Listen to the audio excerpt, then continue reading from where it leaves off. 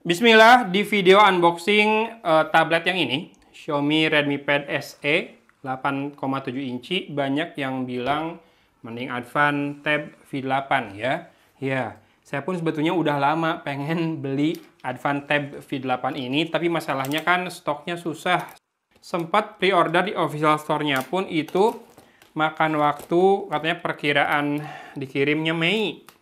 Nah, kemarin habis lebaran saya cek-cek lagi iseng, udah ada seller yang bisa kirim langsung. Jadi saya langsung order sebelum harga naik.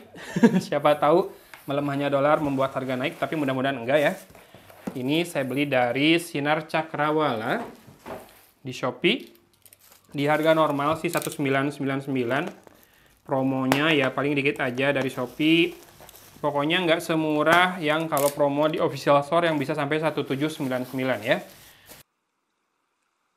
Ya, ini dia kemasannya seperti ini, kecil juga ya, karena kan memang cuma 8,4 inci alias sedikit lebih kecil dibandingkan Redmi Pad SE 8.7.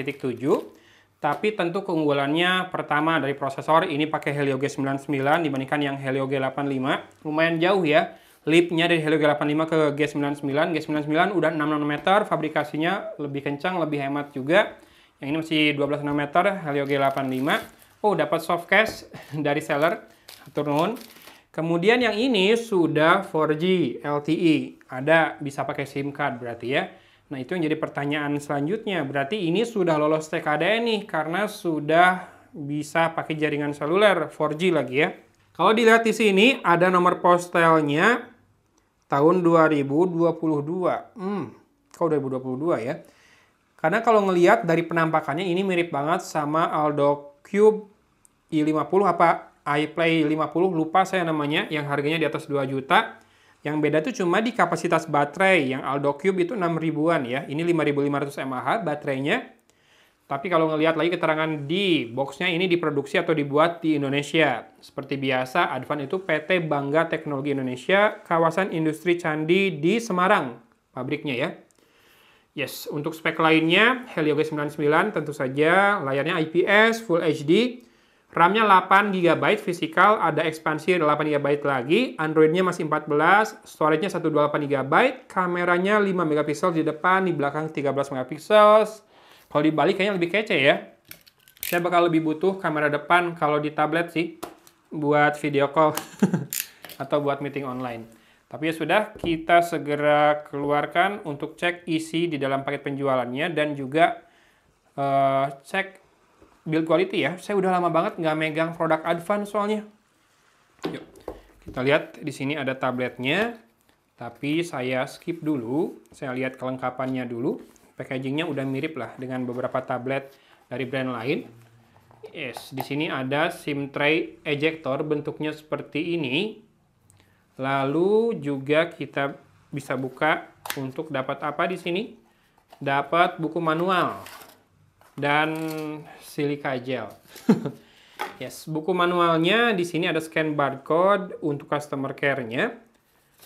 Tapi service center-nya ada Van Care di beberapa tempat ya.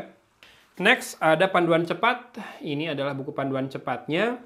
Lalu terakhir harusnya sih charger dan kabel data kali ya. Kita lihat dapat berapa watt untuk charger dan kabel datanya. Oh, chargernya kecil, mini, imut. Dengan port type A atau tipe A seperti ini. Dan outputnya 2 ampere 5 volt 10 watt ya. Dan ini kabel datanya type A to type C. Oke. Sudah habis. Yes, sekarang kita lanjut ke tabletnya. Bukan yang ini. Itu Redmi Pad. Sekalian kita bandingkan ukuran dan juga desainnya ya. Oh iya. Ini sudah terpasang anti gores juga dari sananya. Casing dapat nggak tahu dari seller atau dari Advan. Jadi saya akan lepaskan dulu lapisan penutup anti goresnya. Anti goresnya terpasang dengan nyaris 100% rapi. Kenapa saya bilang nyaris? Ini di pojok masih ada bubble sedikit. Tidak masalah kalau buat dipakai. Tapi ya harusnya lebih rapi lagi. Oke, anti gores mika plastik. Sambil kita tekan tombol powernya buat menyalakan. Agak jauh ya posisi tombol powernya di kanan atas. Kalau dibandingkan dengan Redmi Pad itu di kanan bawah. Lebih mudah dijangkau. Udah kayak handphone zaman now, tombol power di bawah, volume di atas. Kalau ini kayak handphone jadul, tombol powernya di atas, volume rockernya di bawah. Oh iya, ini ada jingle advance. Ini back covernya metal, makanya ada desain yang berbeda di atas dan bawah. Biasanya ini dibuat dari bahan plastik untuk atas dan bawahnya demi penerimaan sinyal yang tetap baik. Logo Advan di situ, satu LED flash, satu kamera di belakang 13 megapiksel, mantap. Ini IMEI-nya ada 2, jadi dual SIM harusnya ya. Kemudian di sisi kiri kita akan segera lihat SIM tray-nya. Desainnya sangat kotak dibandingkan Redmi Pad yang back cover-nya lebih curvy di pinggiran. Ini kotak dan dual SIM hybrid ya slotnya. Jadi bisa pakai 2 nano SIM card atau 1 nano SIM card plus micro SD. Di sisi atas malah ada port Type-C-nya serta speaker grill, stereo speakernya atas dan bawah, atau kalau di posisi landscape kiri dan kanan. Nah, posisi kamera sama seperti Redmi Pad SE 8,7 inci. Kalau lagi portrait atau vertikal begini ada di atas. Kalau lagi landscape atau horizontal ada di kiri atau di kanan berarti ya. Karena memang distribusi bezelnya untuk tablet sekecil ini sangat lumrah, lebih tebal di atas dan bawah kayak gini. A few moments later. Oke, sudah saya setup dan proses setup lancar sih ya. Cuma nggak ditawarin buat rekam wajah, buat face unlock. Helio G99 sih udah terbukti lah performanya dan kehematannya. Jadi ini harusnya cincai. Kemudian untuk aplikasi bawaan bisa dilihat seperti itu. Cuma ada aplikasi punyanya Google, paling bawaan dari Advan-nya ada sound recorder kali ya.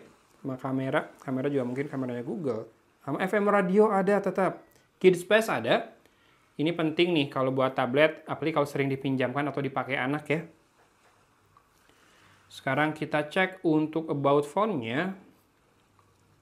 Untuk storage, fresh install itu tanpa connect WiFi dulu ini tersisa 114 GB ya, terpakai 11% alias 14 GB. Ini masih Android 14 dengan security update-nya masih 5 Oktober 2024 alias sudah 6 bulan berlalu ya. Saya belum connect WiFi jadi belum cek untuk software update-nya. Tapi kalau tablet sudah sangat lumrah ya, apalagi di bawah 2 juta itu software-nya nggak serajin atau nggak secepat kalau dari smartphone. Kadang tablet yang 5 jutaan pun bahkan suka ada ketinggalan software update-nya kalau dibandingkan smartphone dari brand yang sama ya. Sedikit untuk kameranya, ini ada foto dan video. Video oke. Untuk UX-nya atau UI-nya rada kurang enak nih. Buat ngubah resolusi aja harus masuk ke sini dan dia bisa rekam hingga 2K. Di layar nggak kelihatan ya, di kamera saya nggak kelihatan. Tuh, saya rendahkan deh, biar lebih kelihatan. Oke, udah lebih kelihatan, bisa rekam di 2K untuk kamera belakang, tapi tidak ada pilihan frame rate, jadi kayaknya sih di 30 fps semua. Ada EIS juga bisa dinyalakan kalau kamu butuh, kalau nggak butuh matiin aja, karena EIS itu pasti menurunkan kualitas dalam hal cropping dan detail ya. Beda sama tanpa EIS. Kalau misalkan dipakainya buat video call, diam doang, ditaruh di meja atau ditaruh di holder sih nggak usah nyalain EIS jadinya. Ini kalau mau pindah kamera depan, oh ini tombolnya di pojok kanan atas. Ya rada ini ya, rada kurang enak aja si interface kameranya. Mungkin stok banget kayak gini. Kalau kamera depan bisa Full HD 30 fps dan kita coba rekam. Ya ini dia contoh perekaman kamera depannya dengan jarak dari wajah ke layar mungkin sekitar 30 cm. Nggak terlalu wide jadinya ya, kerasa ya. Untuk angle perekaman video kamera depannya. Tapi silahkan disimak audionya segini oke atau enggak. Sementara ini adalah perekaman dengan kamera belakang dari Advan Tab V8. Coba saya buat rekam wajah saya. Silakan disimak juga audionya dan ini saya gerak-gerakan tanpa menyalakan EIS ya.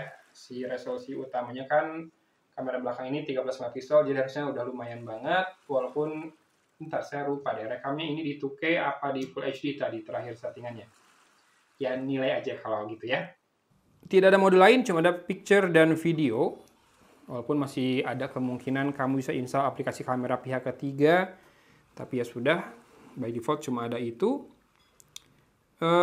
Jadi saya bingung mau bahas apa lagi karena ini UI-nya stok banget Android. Sestok-stoknya hampir tidak ada tambahan apapun. Cuma saya pengen tahu kalau ini ya, kalau katanya kan ada RAM tambahan 8 GB, itu settingannya di mana? Oh ini virtual memory. Dia otomatis menyala di 8 GB virtual memorinya. Oh iya, ini ada auto brightness juga tuh dan langsung naik ke penuh terus dari tadi. Makanya kalau nggak pakai dark mode, si menu di tablet ini rada kurang kelihatan ya, karena brightness-nya naik banget. Tapi bisa jadi itu kabar baik, artinya brightness-nya sangat terang, maksimal brightness-nya. Jadi harusnya kalau misalkan dipakai di outer, masih bisa lumayan kelihatan ya. Terakhir, kita coba ganti navigasinya ke gesture, karena saya udah nggak biasa banget pakai 3 tombol di bawah layar. Apakah sudah ada circle to search? Belum ada. Kalau mau screenshot bisa dengan task manager seperti itu atau seperti biasa volume down sama tombol power. Oke. Ini build quality-nya lumayan, kerasa solid. Tidak ada yang kerasa kopong. Cuma feels-nya tuh kotak banget ya. Jadi sangat disarankan untuk memakai casing. Kalau yang Redmi ini saya belum beli casingnya. Kalau Advan ini kan dikasih casing. Nih perbedaan panjang bodinya sedikit saja. Oke. Ketebalannya mirip. Cuma yang Redmi ini all plastic back covernya dan tepiannya dikasih sedikit curve rounded sebelum ke bagian frame yang lurus ya. Kalau ini lurus banget. Udah kayak iPad. Oke, kalau tertarik dengan tablet Advan ini, sudah ada beberapa seller yang ready stock, bisa segera kirim. Linknya ada di deskripsi atau produknya akan muncul juga di pojok bawah video ini. Hatur nuhun sudah menyimak. Dari Kota Cimahi, Agon pamit undur diri. Wassalamualaikum warahmatullahi wabarakatuh.